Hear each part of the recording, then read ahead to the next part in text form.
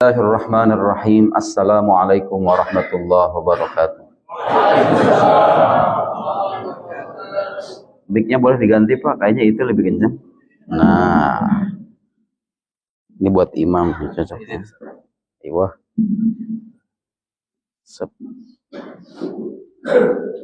Alhamdulillah wassalatu wassalam ala habibina wa syafi'ina rasulillah wa ala alihi wa sahbihi wa man walah wattaba hudah wa ba'd. Allahumma akhrijna min dhulumatil waham wa akrimna binuril faham waftah alaina bima'rifatil ilm wasahil akhlaqana bil hilm waj'alna mimman yastami'una al-qawl fayattabi'una ahsanah. Subhanaka la ilma lana illa ma 'allamtana innaka antal alimul hakim wa la haula wa la quwwata illa billahil aliyyil azim. Allahumma 'allimna ma yanfa'una wa zidna ilma wa ba'd. Siang ini saya diminta untuk berbicara tentang tema yang mungkin bagi sebagian orang berat, tapi sebisa mungkin kita ingin mengupas hal-hal yang relate dengan kehidupan kita. Meskipun ini berbicara tentang tasawuf, tentang ahlus sunnah wal jamaah, tapi ada hal-hal dalam tasawuf itu yang seringkali dilupakan oleh sebagian orang.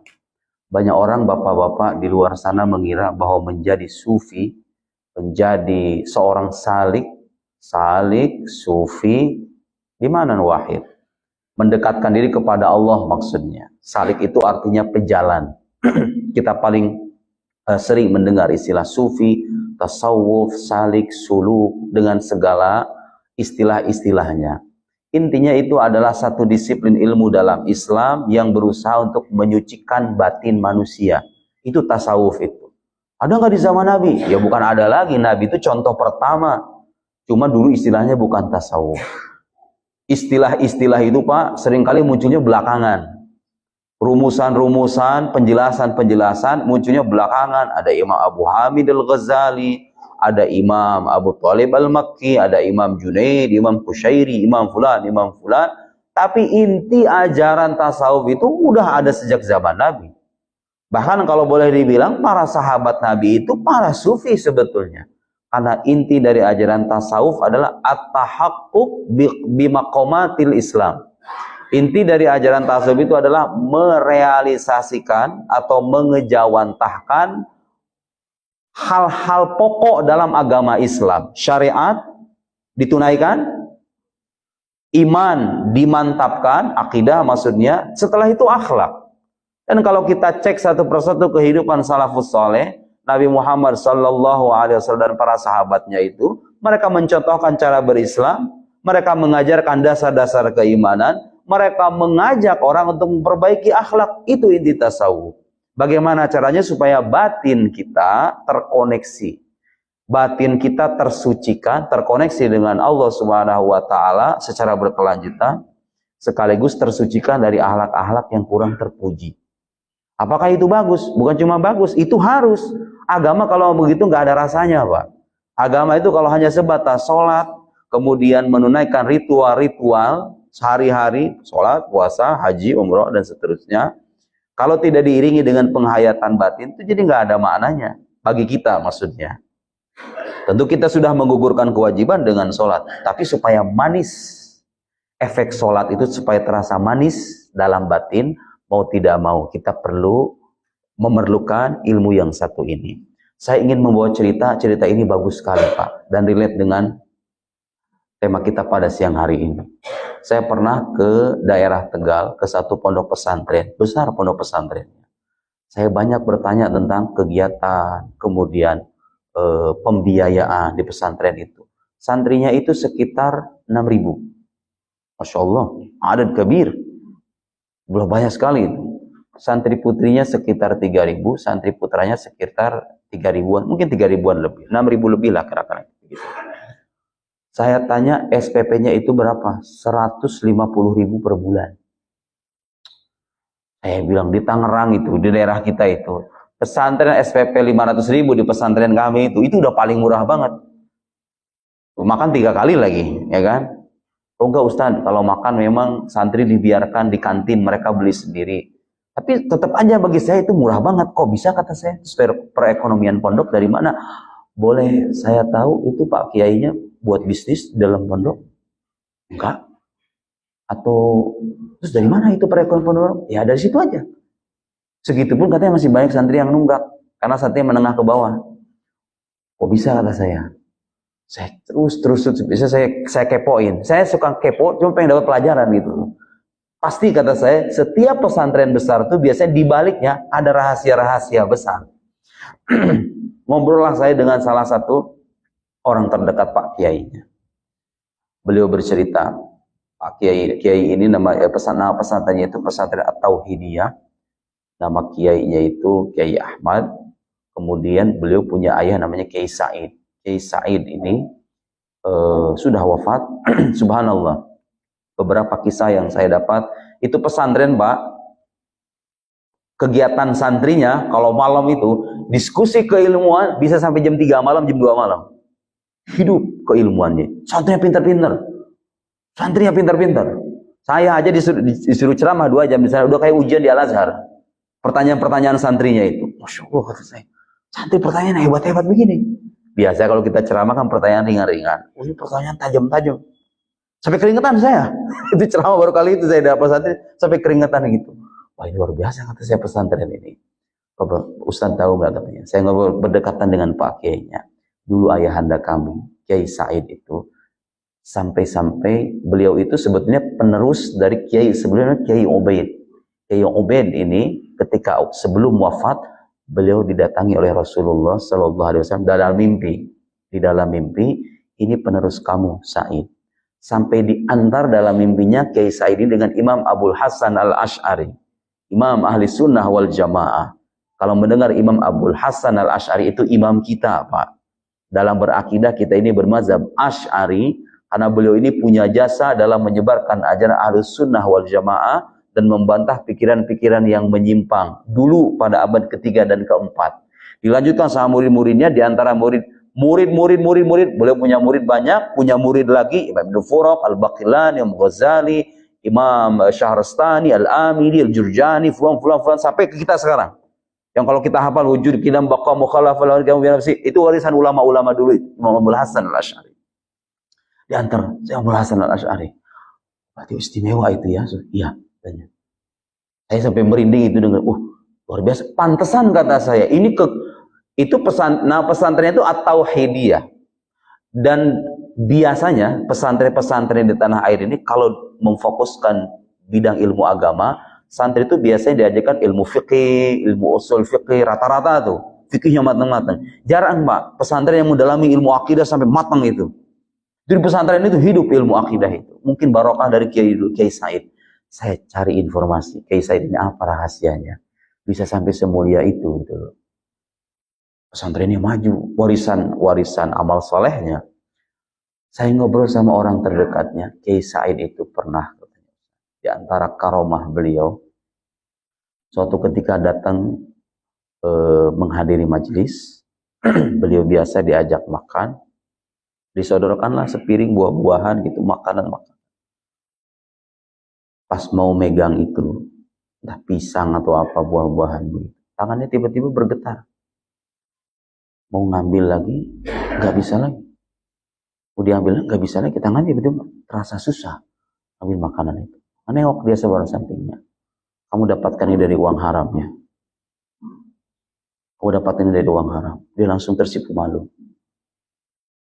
Orang yang di sampingnya ini, karena tahu makanan yang disajikan itu Allah alam sumbernya dari mana, tapi dia merasa malu dengan teguran itu. Lihat, Pak, ada orang-orang semacam itu. Saking bersihnya batin, hubungan batinnya dengan Allah Subhanahu wa Ta'ala, sampai-sampai sesuatu yang haram itu nggak mau dekat. Kalau kita kan kebalikannya, hal haram diembat. Orang-orang kayak gitu itu, yang haram-haram itu justru menjauh. Ya, kegelapan nggak bisa menyatu dengan cahaya. Bagaimanapun, keharaman itu sesuatu yang gelap, nggak bisa itu terkonek dengan batin yang bersih, hubungan punya koneksi muamalah dengan Allah Subhanahu wa Ta'ala yang kuat, dia nggak bisa bergetar. Subhanallah. Ternyata rahasianya bisa begitu itu, Ini sufi beneran kayak gini nih. Sufi beneran kayak gini nih. Rahasianya apa?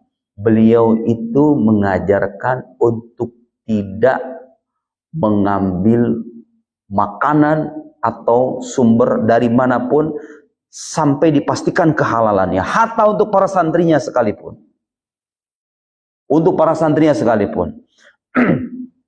Jadi beliau itu betul-betul menjaga, kalau ceramah keluar, itu bawa makanan sendiri, Pak. Gak mau dibawain makanan, bawa makanan sendiri. Nurun ke anaknya sampai sekarang kayak gitu. Kiai Ahmad ini.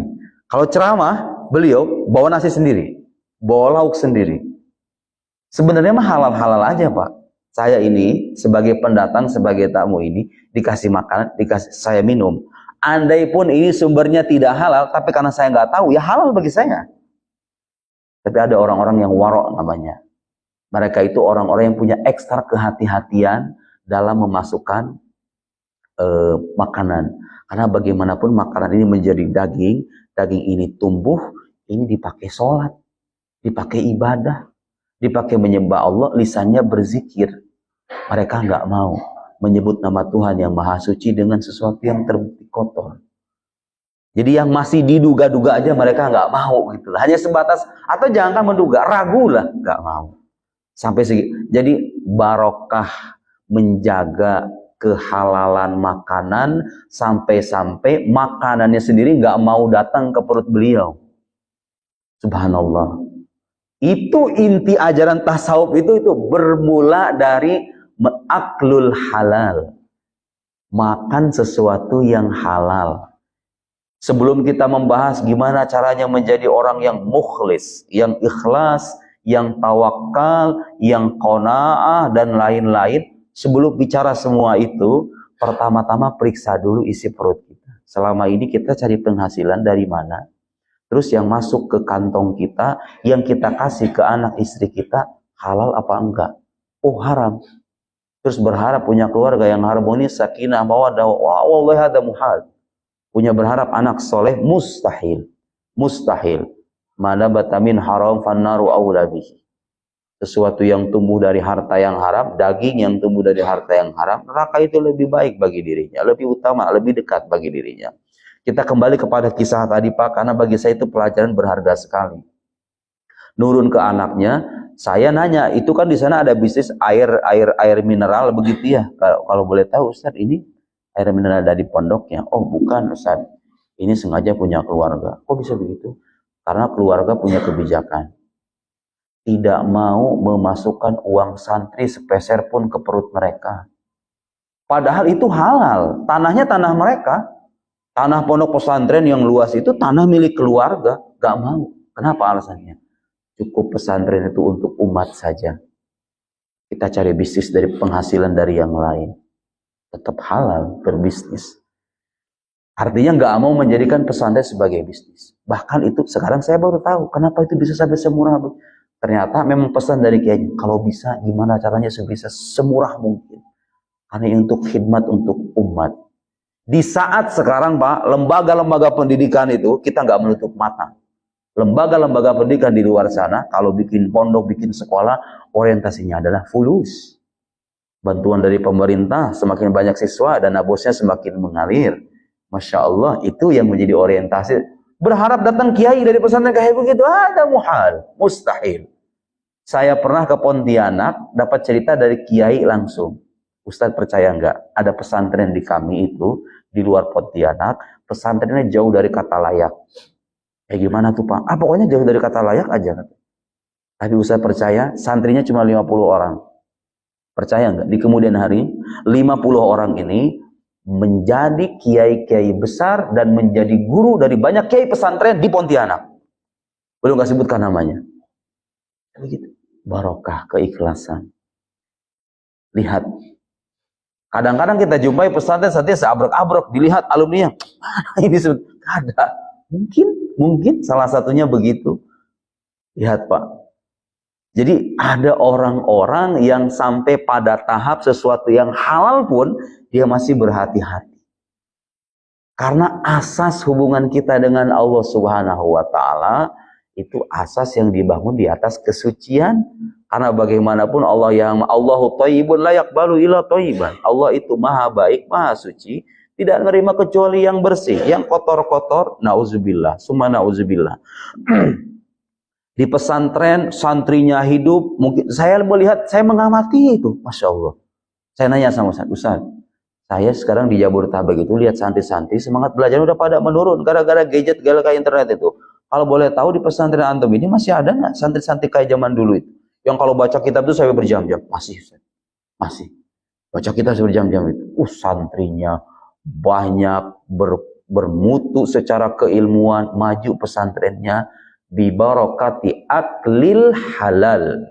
Dengan keberkahan, berkat keberkahan, makan sesuatu yang halal. Dapat bantuan dari pemerintah, Pak. Itu kiainya itu memang agak sedikit antri dengan segala hal yang berkaitan dengan pemerintahan.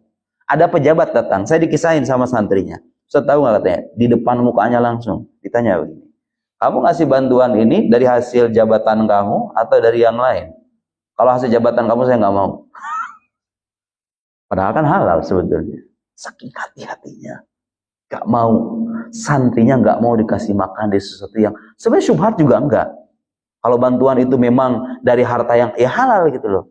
Tapi betul-betul hati-hati. Lihat. Bagaimana sekarang anak kita, bagaimana keluarga kita, mungkin kita perlu ngecek ulang tuh yang masuk ke rekening ini kira-kira dari mana dan kemudian seperti apa. Sebenarnya ini orang levelnya beda-beda, Pak. Kita nggak dituntut sama agama begitu ya. Gak semua orang mampu yang beginian ini. Tapi maksud saya, kalau kita bicara level-level keimanan yang tinggi, begitulah paling tidak. Ada gambaran-gambaran yang Allah perlihatkan kepada. Lihat, ada hamba-hamba semacam itu. Jadi kalau kita bicara tasawuf, saya diminta bicara tema tasawuf.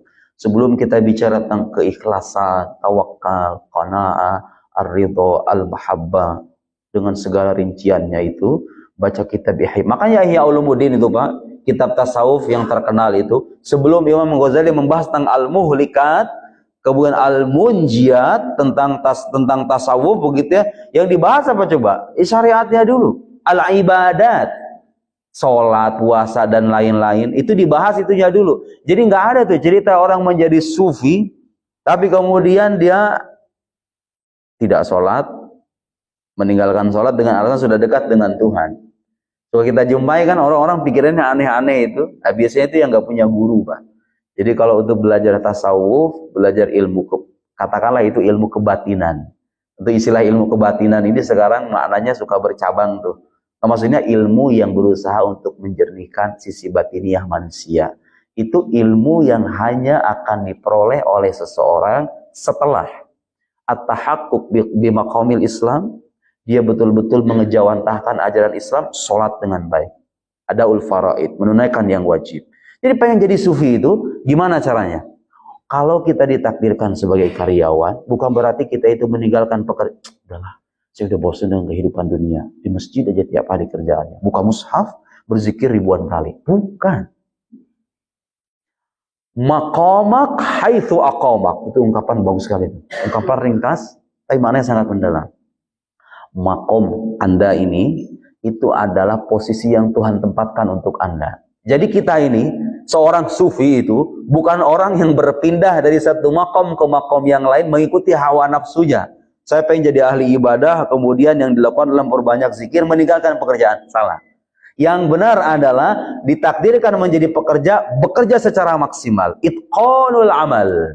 Ibadah kabirah. Itu ibadah yang besar. Ibadah, saya kira itu ibadah besar yang sering dilupakan orang zaman sekarang. Karena kalau disebut kata ibadah, yang terlintas di kepala kita adalah ini. Allahu Akbar. Qiraatul Quran. Padahal Bapak pergi ke kantor, dapat tugas dari atasan, ditunaikan itu tugas, dengan niatan menunaikan kewajiban, itu ibadah besar.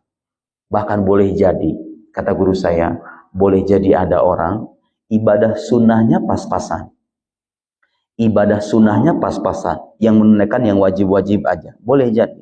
Tapi dia diberikan ujian hidup yang berat, tapi itu tidak menghalanginya untuk terus-menerus menunaikan tugas yang dia dapat.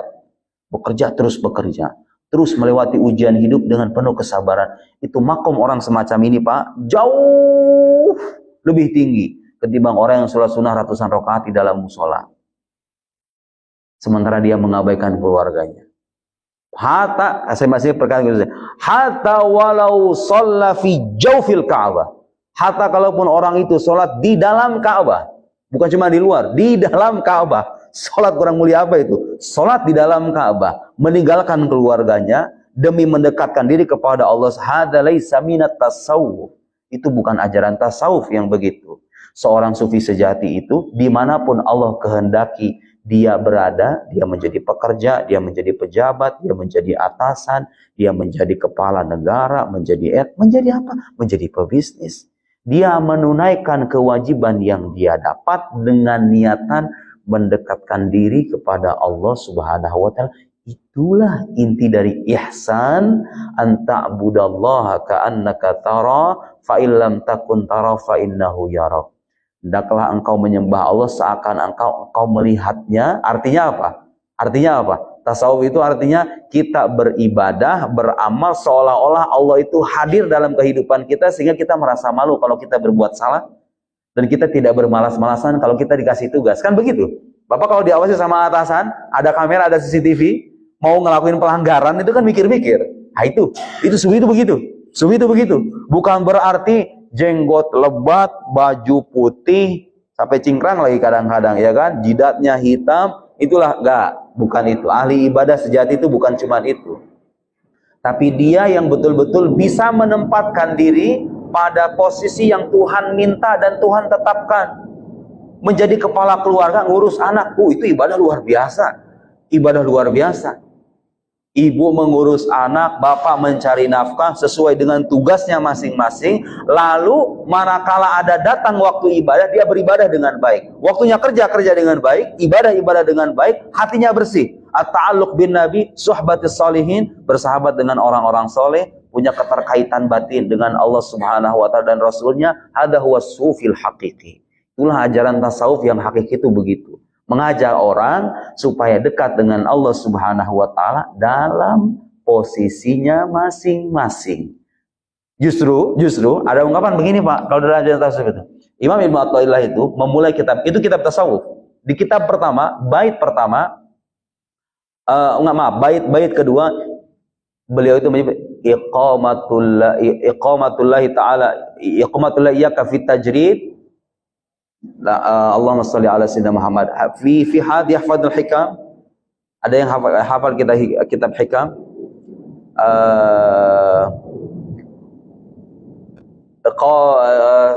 Allahumma shalli ala sayyidina Muhammad. Saya agak kecapean jadi agak lupa. Tapi intinya begini.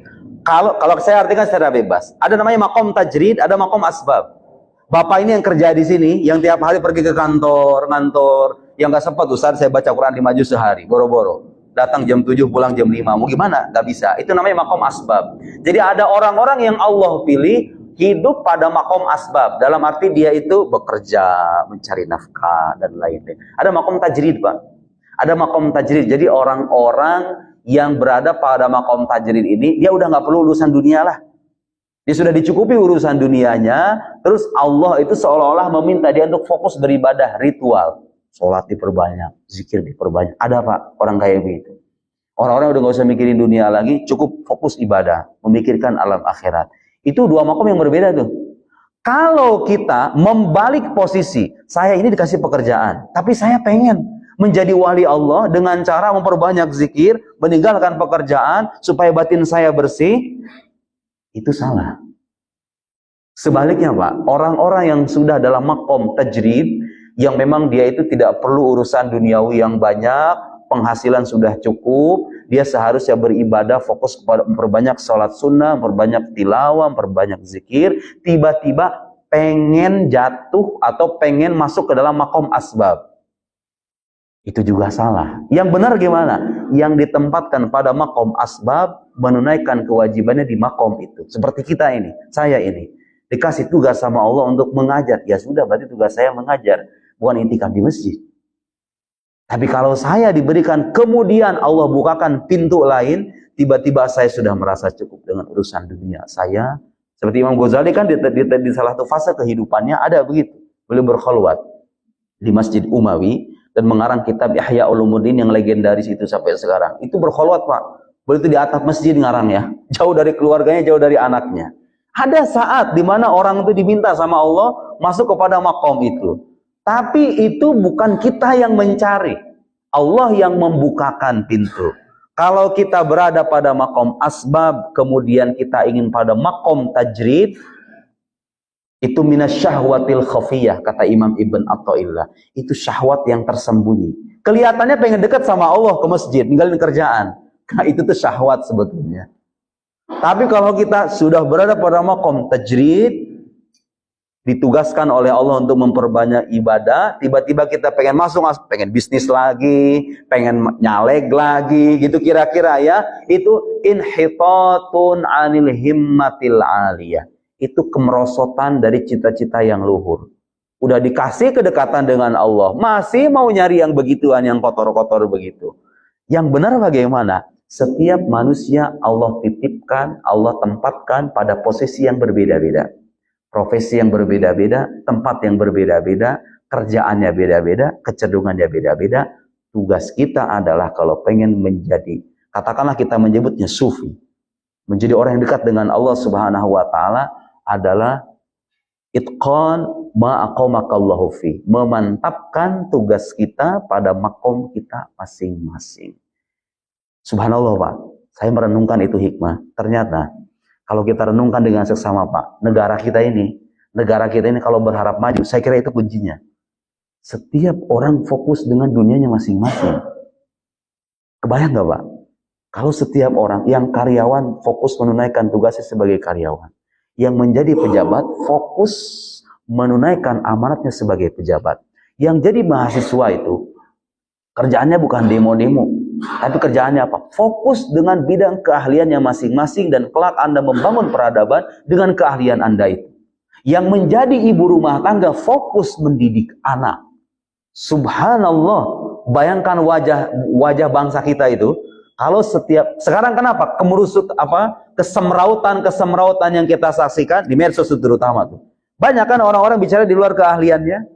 Atau orang-orang yang lompat dari makomnya begitu, dan tidak sadar. Ibu rumah tangga harusnya ngurus anak, nyari kerjaan. Padahal suaminya udah cukup ngasih penghasilan, kurang puas. Tapi kan Islam nggak melarang perempuan bekerja. Betul, Ibu, tidak melarang sama sekali. Tapi kalau pekerjaan itu mengharuskan Anda melupakan tugas utama Anda di rumah mendidik anak, ya harus dipertimbangkan ulang. Apalagi kalau penghasilan suami sudah cukup, tapi kan ketidakpuasan itu yang kadang-kadang. Akhirnya apa yang terjadi? Anaknya terlantar, penghasilan berlimpah, anak terlantar. Muncullah generasi-generasi yang kurang ajar sama orang tuanya. Gara-gara apa itu? Ya gara-gara pendidikan yang minim di keluarga. Lihat, Pak, lihat ajaran tasawuf itu kalau dipahami dengan benar bisa mengoreksi banyak sisi dalam kehidupan kita itu. Luar biasa itu agama Islam itu. Hendaklah setiap orang melihat posisi dan tugasnya masing-masing, mantapkan tugas dia di posisi itu. Untuk kehidupan pribadi dia akan mendapatkan kemaslahatan yang besar. Untuk kehidupan keluarga, membangun keluarga yang ideal. Sebagai bangsa, kita akan jadi bangsa yang maju, kan?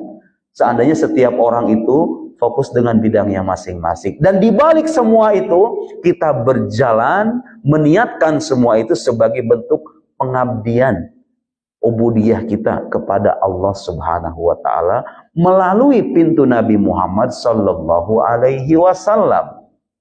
Itulah inti dari ajaran tasawuf yang kita bahas itu. Baik, saya berapa menit, Pak, sudah bicara?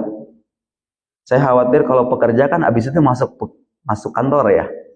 Sekantor, atau perlu kita lanjut dengan pertanyaan atau masuk ke dalam materi, atau perlu ada pertanyaan bebas? Saya tadi ingat sekitar baru setengah jam. Baik, baru setengah jam. Baik, kita akan lanjut. Jadi itulah inti ajaran tasawuf. Kalau kita bicara tasawuf, sekarang kenapa harus ada istilah ahlus sunnah wal jamaah? Sekarang mari kita bicara hal yang lain. Tadi menyangkut sesuatu yang relate dengan kehidupan kita. Sekarang ini menyangkut sesuatu yang bersifat ilmiah, ya, sesuatu yang berkaitan dengan keilmuan. Kita ini sebagai muslim menganut mazhab ahlus sunnah wal jamaah, karena dalam perjalanan kita menuju Allah Subhanahu wa Ta'ala itu Pak, kita perlu peta, kita perlu panduan. Panduan ini mau tidak mau harus sesuai dengan tuntunan ilahi. Kan begitu logikanya. Kita mau mendekat diri kepada Allah Subhanahu wa Ta'ala, ada petanya, ada jalannya. Nah, jalan dan peta ini harus sesuai dengan apa yang Allah kehendaki. Jalan satu-satunya untuk kita sekarang, tentu untuk zaman terdahulu, umat-umat Nabi terdahulu berbeda cerita. Untuk kita sekarang, satu-satunya kullu babin ilallah mughlaq. Setiap pintu menuju Allah itu tertutup ila babu Muhammad sallallahu alaihi wasallam. Kecuali pintunya Nabi Muhammad sallallahu alaihi wasallam. Maka mau tidak mau, kita harus ngikutin ajaran Nabi Muhammad sallallahu alaihi wasallam. Sunnah Nabi Muhammad sallallahu alaihi wasallam. Tapi kan beliau sudah 14 abad yang lalu udah nggak ada. Gimana cara kita ngikutin itu? Gak ada cara lain kecuali kita mengikuti orang yang paham tentang sunnah Nabi Muhammad sallallahu alaihi wasallam. Lihat Pak, lihat logika yang saya bangun. Jadi kalau Nabi bilang taraktu fikum amrayn, ma in tamassaktum bihima lan tadillu abada. Aku tinggalkan dua hal. Kamu kalau berpegang teguh kepada dua hal ini, kamu tidak akan pernah tersesat. Apa itu? Kitab Allah wa sunnah Rasul. Kitab Allah dan sunnah nabinya. Sekarang muncul nih Pak, golongan-golongan yang kalau ya udah kalau begitu kan pesan Nabi begitu. Kita kembali kepada kitab Allah, Al-Qur'an, dan kembali kepada sunnah Nabi. Jangan ikuti pendapat ulama karena ulama bisa salah, betul nggak Pak? Ada orang-orang kayak gitu. Dikit-dikit juga mertangan, mana yang lebih baik, pendapat Imam Syafi'i atau Al-Qur'anul Karim? Imam Ghazali, manusia dan bisa salah itu manusia dengan berpegang teguh kepada sunnah Nabi. Ya salam, ya Allah ya Karim. Fitnah zaman ini tuh begitu diantaranya. Terlihat orang-orang yang ingin belajar agama secara otentik langsung merujuk ke sumber utama, tapi itu sebenarnya kebodohan. Nabi itu nggak menginginkan itu. Kok bisa begitu? Kan Nabi nggak menyebutkan ulama di situ. Ya, tapi ada kaidah. Kaidah itu bilang begini: al-wasail ta'khud hukmul maqasid. Perantara menuju sesuatu itu hukumnya sama dengan apa yang kita tuju. Bapak kalau pengen paham Al-Quran dan Sunnah itu harus ada caranya kan, harus ada jalannya gitu loh. Gak bisa langsung buka, kan saya nggak paham bahasa Arab. Yang paham bahasa Arab karena minim sekali wawasannya. Bahasa Arab itu kaya sekali. Untuk paham Al-Quran itu harus ada alatnya. Nah, karena memahami pendapat ulama ini adalah jalan atau perantara untuk memahami Al-Quran dan Sunnah, dan kita diwajibkan nih berpegang teguh kepada Al-Quran dan Sunnah, berarti berpegang teguh kepada Al-Quran Sunnah gak bisa dipisahkan dengan perantaranya, sepaket gitu loh. Ya Nabi itu memang gak menyebutkan, tapi secara implisit itu ya ada. Karena ada ayat Al-Quran menyebutkan fas'alu ahla dzikri in kuntum la ta'lamun. Bertanyalah kepada ahlu dzikr, ahlul ilm, kepada ulama kalau kalian gak tahu. Jadi itu perintah Al-Quran. Nabi nyuruh kita berpegang teguh kepada Al-Quran dan Sunnah. Terus di dalam Al-Quran ada perintah supaya kita nanya sama orang yang paham. Berarti mengikuti ulama itu bagian dari mengikuti Al-Quran kalau begitu.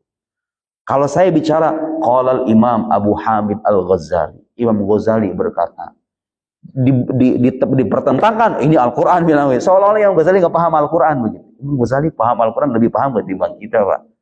Di ulama-ulama besar di luar sana itu yang dulu mewarisi ke kita kitab-kitab berjilid-jilid itu, mereka punya pemahaman lebih mendalam ketimbang kita.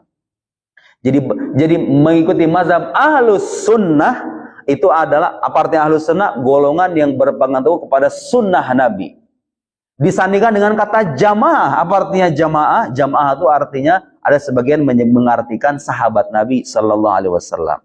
Sebagian menyebutkan as-sawadul a'zam, mayoritas dari umat ini. Sebagian yang lain menyebutkan ahlul ilm. Tapi intinya semuanya sama. Bahwa ahlus sunnah wal jamaah yang kita peluk ini, prinsip yang dipegang teguh oleh orang-orang sunni, kayak kita sekarang ini, kita berpegang teguh kepada sunnah Nabi Sallallahu Alaihi Wasallam sekaligus ajaran para ulama yang dianut oleh mayoritas umat Nabi Muhammad Sallallahu Alaihi Wasallam.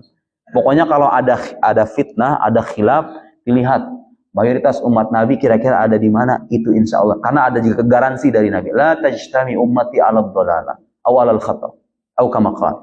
Umatku itu tidak akan bersepakat menyangkut kesesatan. Apalagi ulamanya Pak. Kalau orang bodoh beda cerita. Ulamanya. Ulama Nabi itu kalau berijma, huwal haq. Itu yang benar. Itulah ahlus sunnah wal jamaah. Jadi saya membawa kitab ini secara tidak sadar, saya itu sebetulnya sedang mengajarkan Al-Quran melalui lisan yang lebih terpercaya. Itu model beragamanya orang-orang ahlus sunnah wal jamaah. Gak memisahkan diri dari jamaah, dari umat muslim yang lain, beda sendiri, aneh-aneh pandangannya, gak aneh-aneh. Orang sunni itu prinsipnya begitu. Segala hal yang terlihat janggal dan aneh-aneh itu tinggalkan. Kalau kita masih ragu, nggak usah ngomong, udah diam aja. Mungkin dia punya pendapat berbeda. Saya sekarang begitu, Pak. Di antara akhlak kita kepada ulama, karena ulama ini kan punya pemahaman yang mendalam. Kadang-kadang itu pemahaman kita pendek. Ada kadang-kadang ungkapan para sufi itu, Pak. Nah, sekarang saya akan masuk ke sini karena ini penting. Ada sebagian ungkapan-ungkapan sufi itu yang kalau kita baca teksnya itu bermasalah. Ada. Apa mungkin pernah mendengar ungkapan-ungkapan syatohat, kita menyebut istilah syatohat. Abu Yazid Al-Bastami misalnya, dikisahkan pernah mengucapkan subhani ma'adhama sya'ni. Maha suci aku, betapa agungnya kedudukan. La ilaha illa ana fa'budni. Kemudian Al-Hallaj misalnya bilang anal haq, akulah Tuhan yang maha benar itu. Dari lisan mereka terucap ungkapan-ungkapan semacam itu. Bagaimana kita bersikap? Dilihat, Pak. Orang yang ngomong begini ini, kalau dia termasuk orang fasik, bukan orang muslim, atau orang muslim ahli maksiat, orang fasik, itu ungkapan kufur. Ungkapan kufur. Bagaimana sekarang kalau ternyata itu ungkapan terlahir atau terucap melalui lisan seorang wali yang taat beribadah, taat menjalankan syariat, tak berakidah secara mantap, belajar agama bertahun-tahun, tiba-tiba muncul ungkapan yang bermasalah secara lahiriah. Ya Pak, saya bawa kitab ini, orang ulama Indonesia, Syekh Abdullah bin Nuh, tapi bagus, Ana Muslim Sunni Syafi'i, orang-orang Indonesia asli, tokoh pahlawan kemerdekaan juga. Abdullah bin Nuh, Kiai Haji Abdullah bin Nuh, itu ulama besar di Indonesia. Kalau nemu ungkapan-ungkapan begitu dari lisan seorang sufi, ya, saya nggak bicara orang awam.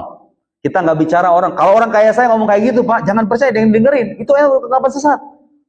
Maksud saya, kalau ada ungkapan-ungkapan begitu terlahir dari mulut orang yang wali min auliyaillah, waliullah, dan dihormati sama para aulia yang lain. Bagaimana caranya? Sekarang saya ingin menjelaskan kenapa itu bisa terjadi. Kenapa itu bisa terjadi? Kata beliau, orang-orang arifin, para wali itu kadang-kadang, saya nggak akan bacakan teks Arabnya, tapi intinya, kadang-kadang punya kondisi di mana Allah Subhanahu wa Ta'ala itu memasukkan mereka ke dalam sebuah alam yang mereka sendiri tidak sadar dengan keberadaan mereka. Kita nggak bisa ngebayangin itu alam kayak gitu, Pak, perasaan kayak gitu, karena kita nggak pernah merasa. Tasawuf itu pada akhirnya melibatkan rasa dan pengalaman spiritual. Orang-orang kayak kita yang sholatnya kalau Allah Akbar mikirin hutang, itu bukan levelnya. Mereka ini sampai kadang pada makom, tapi nggak berkelanjutan. Itu kadang terputus-putus makom semacam itu, ahwal semacam itu. Kadang-kadang mereka tidak merasakan diri mereka. Ketika ada, dikata beliau, in sadara anhum dzalik, kalau seandainya muncul ungkapan-ungkapan semacam itu dari mereka, fi halis sahau, dalam keadaan dalam keadaan sadar, maka faqauluhu anal haq, jika ketika ada ungkapan aku Tuhan yang maha benar, au subhani makna qad tajalla alayyal haq bisyuhudihi. Jadi ketika mengatakan aku Tuhan yang maha benar, maksudnya itu apa? Ditakwil ungkapan itu. Allah Subhanahu wa Ta'ala telah menampakkan kekuasaannya kepadaku. Bukan berarti dia mengaku sebagai Tuhan. Jadi maksudnya ulama ini pengen ngajarin sama kita, kalau wali punya ungkapan yang aneh, ditakwil ungkapannya. Syatohat aulia itu, kalau wali beneran ya. Kalau orang-orang awam yang tidak bernasab kepada tasawuf sama sekali, yang nggak menjalankan syariat, orang zindik, jangan dengerin. Jangan dengerin, itu bukan ungkapan yang benar. Kemudian ada juga semacam larangan bagi kita untuk tidak membaca level-level tasawuf semacam itu. Ada level-level tasawuf yang tinggi kayak Muhyiddin Ibn Arabi, Ibn Farid, Imam Fulan, itu emang buku-bukunya kalau dibaca itu muskil, Pak. Saya sendiri nih, istilahnya udah bertahun-tahun, kalau baca bukunya Ibn Arabi itu bingung saya. Beliau ini ngajarin sama kita. Subhanallah, ini lihat ulama itu. Kata beliau, di dalam kitab-kitab mereka itu kadang ada istilah-istilah dan pemahaman-pemahaman yang pemaknaannya beda dengan pemahaman kita. Karena itu, kata beliau, sebaiknya kita itu berbaik sangka kepada mereka, tapi nggak usah diikutin. Ungkapan-ungkapan begitu nggak usah diikutin. Ungkapan-ungkapan yang kayak saya sebutkan itu bukan sesuatu yang harus diteladani. Tapi sudut pandang kita kepada mereka, karena mereka ini adalah para aulia, orang-orang besar, berhusnuzon. Barangkali maksudnya bukan begitu. Ibnu Arabi itu pernah mengungkapkan dalam salah satu kitab, dalam kitab Fusus, Subhanalladzi khalaqal asya wa huwa ainuha. Maha suci Allah yang telah menciptakan alam dan dia adalah alam itu sendiri. Itu ungkapan muskil. Bagaimana Tuhan disebut sebagai alam, Allah disebut sebagai, itu ungkapan muskil. Maksudnya bukan begitu. Maksudnya mungkin Maha suci Allah yang telah menciptakan alam dan alam itu adalah ciptaannya sendiri.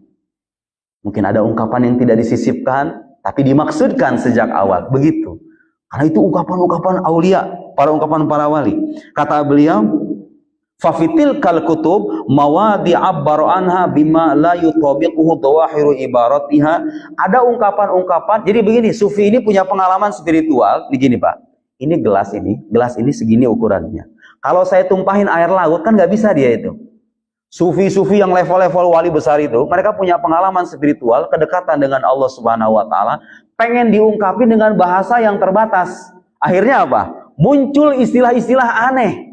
Bukan berarti mereka yang salah sebetulnya. Mereka itu punya makna yang begitu mendalam, ketika ditumpahkan ke dalam bahasa nggak mampu. Akhirnya begitu. Sebagaimana, makanya ada ungkapan dalam tasawuf itu, kutubuna haramun ala ghairina.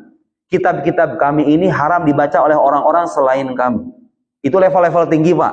Kayaknya nggak bicara bukunya Imam Ghazali. Buku Imam Ghazali bisa dibaca semua orang. Tapi ada level-level tasawuf tingkat atas tuh bukunya Ibnu Arabi misalnya.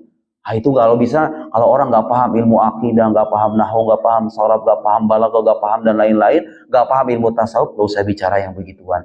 Biarkan mereka dengan makomnya masing-masing. Itu bukan makom kita. Untuk orang awam, memang tasawuf yang relevan itu tasawufnya Imam Junaid, tasawufnya Imam Abu Hamidil Ghazali, Imam Abul Hasan Asyazuli, dan lain-lain. Tapi di atas mereka ada ulama-ulama yang pengalaman spiritualnya mendalam, berkat keseriusan mereka bersuluk mendekatkan diri kepada Allah. Allah menampakkan makna-makna dalam hati mereka. Bahasa nggak mampu menampung makna itu, muncul ungkapan aneh. Subhani, maha suci aku. Bukan dia ngaku sebagai Tuhan sebetulnya. Tapi itu adalah makna-makna yang tidak mampu diekspresikan dengan lafaz. Tapi mereka tidak punya cara lain kecuali mengekspresikannya dengan lafaz. Jadi begitu ya. Ya, Syekh Abdullah bin Nuh itu saya baca ungkapannya. Kata beliau, wal haqqu adamul inkar wat taslim. Yang benar itu, sikap yang benar itu jangan sampai mengingkari ungkapan-ungkapan mereka. Sesat, kafir, begitu. Jangan. Selama diawali beneran. Kalau cuma wali-walian ya itu beda cerita ya. Saya kira begitu. Itulah beberapa petikan dan pembelajaran yang bisa kita sampaikan. Mungkin selebihnya tanya jawab ya. Selebihnya tanya jawab. Atau mau dicukupkan? Saya nggak tahu bagaimana aturan di sini. Tanya jawab. Khalas, ma fi mushkilah.